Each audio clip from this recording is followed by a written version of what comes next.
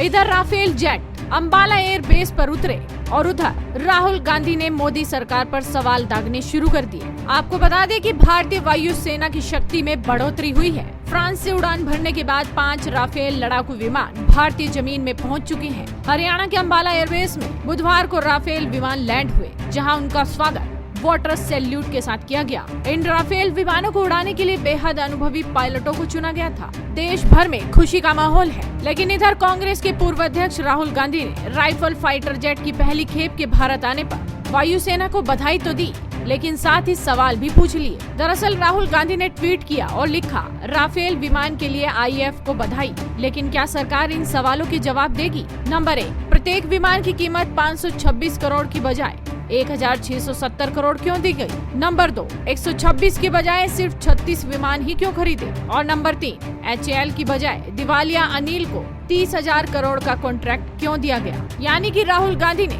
Rafale के 5 विमानों के भारत आने पर बधाई तो दी, लेकिन इसके साथ ही राहुल गांधी ने भारत सरकार से राफेल की कीमत, संख्या और कॉन्ट्रैक्ट को लेकर ये 3 सवाल फिर से पूछे हैं, जिनको लेकर उन्होंने पिछले लोकसभा चुनाव में भी मोदी सरकार को जमकर घेरा था। लेकिन जैसे ही राहुल गांधी ने ट्वीट किया, जनता भी सामने आ गई। गोपाल सनातनी लिखते हैं, लो भैया आज राफेल भी आ गया। अपनी मम्मी के पास जाओ राहुल और पूछो कोई दूसरा मुद्दा भी है क्या? पूरा देश खुश है, पर आपको शर्म नहीं आती? कब राजनीति बंद करोगे? पप्पू थे पप्पू ही रहोगे।